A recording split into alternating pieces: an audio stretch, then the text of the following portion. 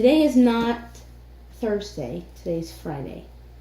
I was not well enough to film my video as scheduled for Thursday, so I apologize that this is a day late. This is the thing that happens when you deal with a chronic illness. You have to work around what goes on with you, but you know, it's okay, because today I'm really excited to be doing the video for you. I have my cup of tea, and it is in my William Shakespeare mug that my mom had given me when I was in the hospital, and it cheered me up. So I always love when I read a book that I have my cup of tea in my Shakespeare mug and I have a snack. Okay, so back on topic. Today I'm really excited to say what my video is going to be about. It's going to be about one of my favorite Arthur Miller plays, and it's the first play I read of his, and it is called The Crucible. The Crucible. When I've told people that I have read this, they've come up to me and say, how could you read such a play that has witchcraft in it, Satan worshiping, like, how could you read that? And what I say to them is, yes, it is part of the play. It is the events that happen in the play, because it's loosely based on the Salem witch trials in the 17th century in Massachusetts. But when you read the play, at least what I got out of it was not what was on the surface. So for me, what I got out of it was completely different. It was, in my opinion, about the human condition and what you're willing to do, as in, if you're willing to live in a lie, or you're willing to lose everything to tell the truth. And that, to me, is the moral of this story. And it also has a moral aspect of forgiveness.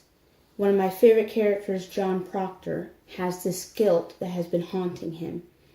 He has been forgiven by that guilt, from that guilt, but he's not able to forgive himself. And I think that's the other thing that I've learned from this book. A lot of the time, it's harder to forgive oneself than to forgive someone else. So I highly recommend that you pick up The Crucible. As you can see, it's not very big, and I feel like you will enjoy it if you just give it a chance. It is well written. Arthur Miller does a great job at making you look into yourself and find how similarities that you may live through or what you go through within this play. And I can't talk enough about it. And I think if you have read it or you want to read it, let me know in the comments and we can have a discussion about it. So here's a quick update of The Woman in White. I am almost done. I'm on page 431, and my goal is by the end of this weekend to have it finished. It's going to be a bittersweet journey for me, because I really have enjoyed reading this book. It really keeps you on the edge of your seat, and it's so exciting and a bit spooky. So I really love this book. It's going to be sad for me to finish it, but I'm really happy that I had decided to pick this up, and I will do a book review video once I finish. So,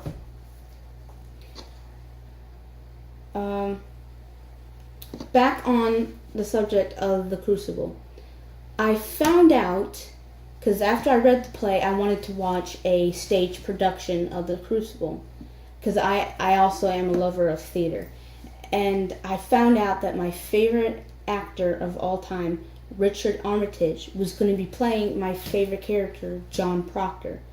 But then, of course, I realized it was in England at the Old Vic, and I'm thinking, oh, well, that's impossible to go see him in The Crucible. So I was trying to find where I could find it on the internet. So that is my tip for today. I found a website called Digital Theater where they stream live productions of plays, musicals, operas, and orchestra concerts. Now, mind you, I was so excited to find it since I'm a lover of the theater. But when I saw that they had the Crucible with Richard Armitage on there, I was sold.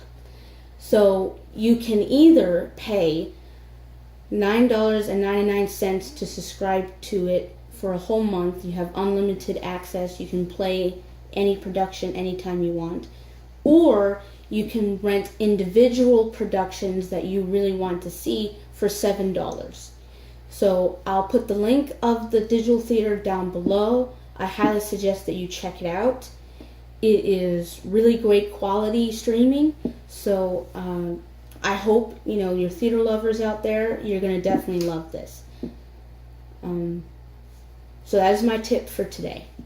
So I have a little bit of news on Two Book Crazy updates.